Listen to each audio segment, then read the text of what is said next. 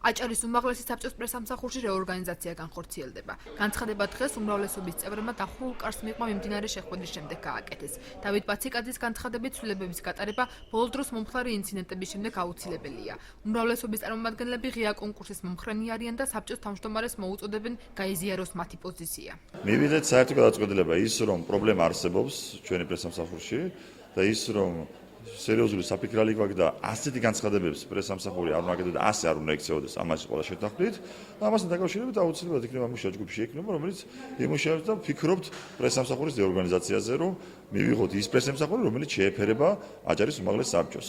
და ყველა აბსოლუტურად უმრავლესობის წევრები ვემიჯნებით იმ განცხადებას, რაც გაკეთდა ჩვენი პრესამსახურის საჯარო მოხელეების მხრიდან. საკადრო ცვლილებების ჩათვლით ბუნებრივია, მაგრამ მიდგომების და სტანდარტების გათვალისწინებით.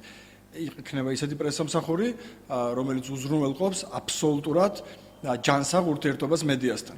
ჩემთვის კიდევ ერთხელ ვამბობ, როგორც პოლიტიკური ძალის წარმომადგენლისთვის, აბსოლუტურად მიუღებელია ის ტონი, ის მეთოდოლოგია, რომლითაც აქამდე ხდებოდა ეს ყველაფერი. ეხლა უკვე ჯერი არის თავმჯდომარეზე, რომლის პირადი პრეროგატივა არის ეს საკითხი. კონკურსს ემხრობიან უმცირესობის წარმომადგენლებიც. დეპუტატ ასმად დიასამიძის განცხადებით ის, რაც დღემდე უმაღლესი საბჭოს პრესამსახურში ხდებოდა, არის პოლიტიკური უკულტურობა, რაც საბჭოს იმიჯზე უარყოფითად იმოქმედებს. გამოცხადდეს კონკურსი უმაღლეს საბჭოს პრესამსახურში.